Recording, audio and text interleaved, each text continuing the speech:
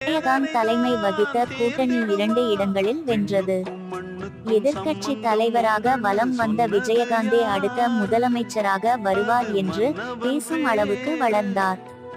அதற்கேற்ப 2016ஆம் ஆண்டு சட்டமன்ற தேர்தலில் துணிச்சலாக அவர் மேற்கொண்ட முடிவே அவரை மீண்டு வர முடியாத சரிவில் தள்ளியது. விஜயகாந்தை முதலமைச்சர் வேட்பாளராக கொண்டு அவர் தலைமையில் அமைக்கப்பட்ட மக்கள் நல கூட்டணி ஒரு தொகுதியில் கூட வெல்ல முடியாமல் படுதோல்வியை சந்தித்தது.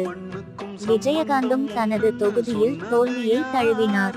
அவரது அரசியல் வாழ்க்கையில் அப்போது தொடங்கிய சரிவில் இருந்து அவர் மீண்டு வரவே முடியவில்லை.